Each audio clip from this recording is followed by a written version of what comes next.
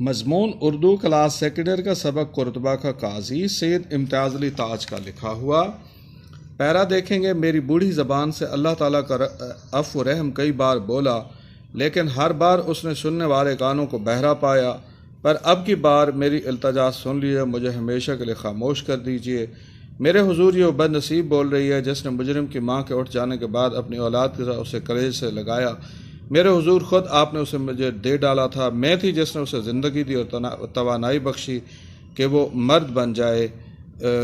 یہ اس کی تشریح جو ہے وہ آپ دیکھیں گے اور سیاق و سباق ہے۔ مصنف اس تاریخی ڈرامے میں اسپین کے دارالخلافہ قرطبہ کے مشہور قاضی یحییٰ بن منصور کی انصاف پسندی کا ذکر کرتا ہے۔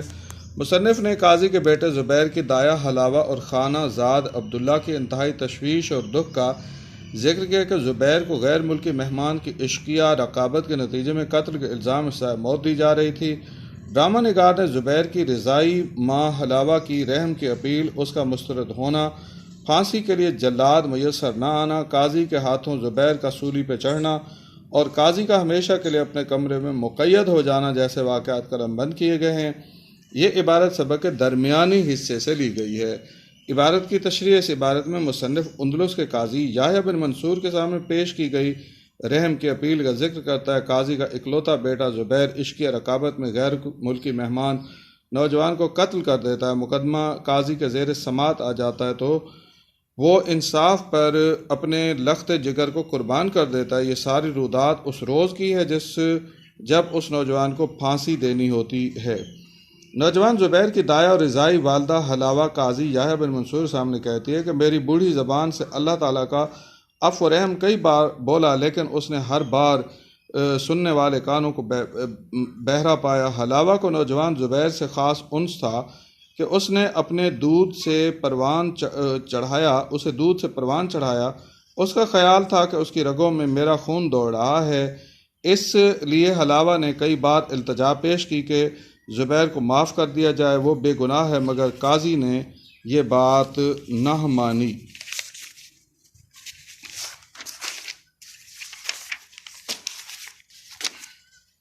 حلاوہ مزید بولی، اب کی بار میری التجا سن لیجیے، مجھے ہمیشہ کے لیے خاموش کر دیجیے۔ اگر ان الفاظ کو رحم کی آخری اپیل سے تعبیر کیا جائے تو بے جانا ہوگا۔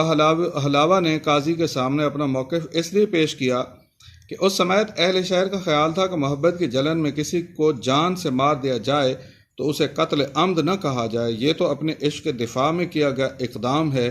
غیر ملکی مہمان نے زبیر کی محبوبہ کے نام عشقیہ خط کیوں لکھا؟ اس کے پاس یہ حق نہ تھا، اس لیے زبیر بے گناہ ہے، معافی اس کا حق ہے۔ میرے حضور یہ وہ بد نصیب بول رہی ہے جس نے مجرم کی ماں کے فوت ہو جانے کے بعد اسے اپنی اولاد کی طرح کلیجے سے لگایا۔ میرے حضور خود آپ نے اسے مجھے دے ڈالا تھا۔ قاضی یحییٰ بن منصور کی زوجہ فوت ہو گئی تو زبیر شیرخوار بچہ تھا، اس کی کفالت ایک مسئلہ تھا۔ قاضی نے حلاوہ کے سپرد یہ خدمت کی کہ زبیر کو دودھ پلائے، اسے پروان چڑھائے اور اس کی دیکھ بھال کرے۔ وہ قاضی کو یہی فیصلہ یاد دلا رہی ہے۔ وہ اپنے آپ کو بد نصیب کہتی ہے۔ آج اس کا رضائی بیٹا سائے موت کا منتظر ہے۔ انسان کا سب سے بڑا امتحان یہ ہے کہ ایک طرف اولاد اور دوسری طرف انصاف ہو۔ اس امتحان میں کامیابی اس طرح ملتی ہے کہ انسان اولاد پر انصاف کو ترجیح دے۔ قاضی یحییٰ بن منصور نے اپنے اکلوتے بیٹے کو سزائے موت تو سنا دی، مگر جس روز عمل درآمد ہونا تھا اس روز زبیر کی رضائی ماں کی رحم کی اپیل آ گئی۔ امتحان کے بعد ایک اور امتحان کا سامنا تھا، لیکن قاضی جذباتی نہ ہوا، اس کا انصاف پسندانہ فیصلہ اٹل رہا، اس کے پائے ثبات میں لغزش نہ آئی۔ اس نے اس آخری رحم کی اپیل کو مسترد کر دیا، محبت اولاد کو ایک طرف رکھ کر انصاف کا بول بالا کر گیا۔